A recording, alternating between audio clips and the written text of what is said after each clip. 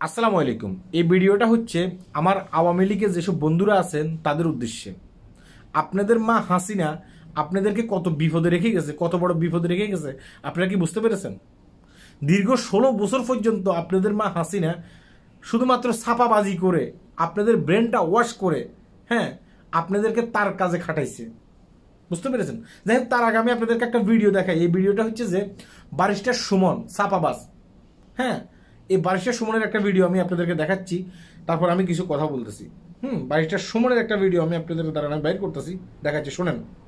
আপনি কোথাও যাচ্ছেন না, আপনি এই পরিস্থিতিতেও দেশ থাকছেন। আমি এই প্রশ্নটাই আমার কাছে মনে হয় আমার জীবনের সাথে মানানসই না। আমি কোনোভাবে এই দেশ ছাড়বো না, এই দেশ আমার, এই দেশের ছাড়বো তো আমি কখন?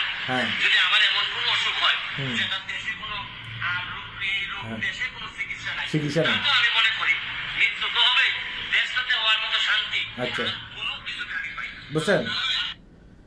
এই ছাপাবাজারে জিজ্ঞাসা করছে একজন সাংবাদিক, এই দেশের সংকটময় পরিস্থিতির ভিতরে আপনি কি দেশ ছেড়ে চলে যাবেন?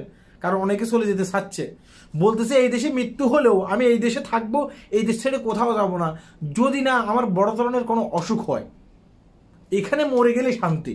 অথচ এই ছাপাবাজ সবার আগে দেশ ছেড়ে ফেলাইছে। বুঝতে পেরেছেন? সোনারঘাট বাসীকে কিভাবে ব্রেন ওয়াশ করে তাদের কাছ থেকে ভোট নিয়ে এই সংসদে গেছে। আমরা তো আগে থেকেই জানি এই শালা ছাপাবাজ, কিন্তু কিছু কিছু মানুষের ব্রেন ওয়াশ করে এই শালা যে দুর্নীতিটা করছে, এখন বুঝতে পেরেছেন? এই সবার আগে কিন্তু দেশ ছেড়ে ফেলাইছে। যাই হোক, এই তো নর্মাল একটা বিষয়। এখন আপনি বলবেন যে এই তো আওয়ামী লীগের কেউ না, এই আওয়ামী লীগের সবচেয়ে বড় চামচা, যদিও সে লেবাস লাগাইছে আপনার স্বতন্ত্রের। এই শেখ হাসিনার পরামর্শেই কিন্তু সবকিছু করতো। যাই হোক, এখন আর একটা কথা বলি। এই যে আওয়ামী লীগের আপনার শেখ হাসিনার ফোলা সজীব ওয়াজিব জয়, বুঝতে পেরেছেন? সেই বিভিন্ন টেলিভিশনে সাক্ষাৎকার দিতেছে, তাকে যখন জিজ্ঞাসা করা হইতেছে যে আপনার মা হঠাৎ করে রিজাইন দিল কেন, বলে যে আমার মা হঠাৎ করে রিজাইন দেয়নি, মানে হঠাৎ করে সেই আপনার ক্ষমতা হস্তান্তর করে নাই, সে একদিন আগে থেকেই চিন্তা ভাবনা করতেছে যে সে ক্ষমতা হস্তান্তর করবে। এখন আমার প্রশ্ন হচ্ছে যে একদিন আগে সে কিন্তু চিন্তা ভাবনা করে তার কিছু কিছু মন্ত্রী মিনিস্টারকে কথাগুলো বলে দিছে। এই কারণে আঙ্গু নোয়াখালীর কাউয়া কাদের, আঙ্গু নোয়াখালী দেখাতে, বুঝছেন নি? এই এলাকায় কেন নোয়াখালীর ভাষা কথা কইলাম, আঙ্গু নোয়াখালীর কাউয়া কাদের, এই কাউয়া কাদের কইছে না, কাউয়া কাদের কিন্তু সকালে ফালাই গেছে গা। তাছাড়া অনেক মন্ত্রী মিনিস্টার কিন্তু সকালেই ফালাই গেছে গা। শুধুমাত্র আপনার টেলিযোগাযোগ মন্ত্রী, এর নাম কি ফলক, ফলক বলছে যে আমি পরে যাবো, আমার মা অসুস্থ, আমি আমার মারে দেখে তারপরে যাবো। ফলক যাওয়ার সময় এয়ারপোর্টে গ্রেপ্তার হয়েছে, আরো কয়েকজন এয়ারপোর্টে গ্রেপ্তার হয়েছে, কিন্তু তাদেরকে বলে দিছে হাসিনায়।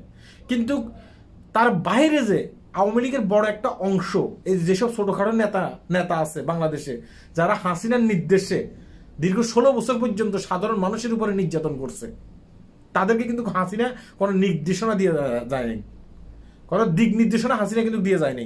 বুঝতে পেরেছেন আপনাদেরকে কত বড় বিপদে মানে পালাই গেছে?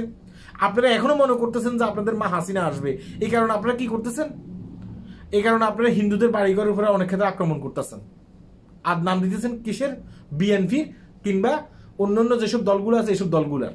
এগুলো করেন না, এমনি তো বিপদে পড়ছেন, আরো বিপদে পড়বেন এগুলো করতে চাইলে। আপনারা কি ভাবতেছেন এই দেশটাকে অরাজকতার ভিতরে ফেলে আপনারা বহি বিশ্বের কাছে ফোকাস করবেন যে হাসিনা ক্ষমতা থেকে চলে যাওয়ার পরে এই দেশটা মানে জঙ্গলি হয়ে গেছে, জঙ্গলি এই দেশটাকে দখল করে ফেলছে, আফগানিস্তান হয়ে গেছে।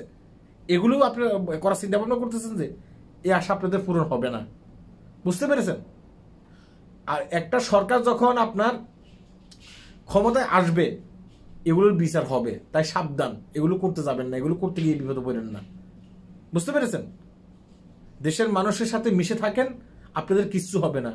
উস্কানিমূলক কাজ করতে যাবেন, বিপদে পড়ে যাবেন। আল্লাহ হাফেজ।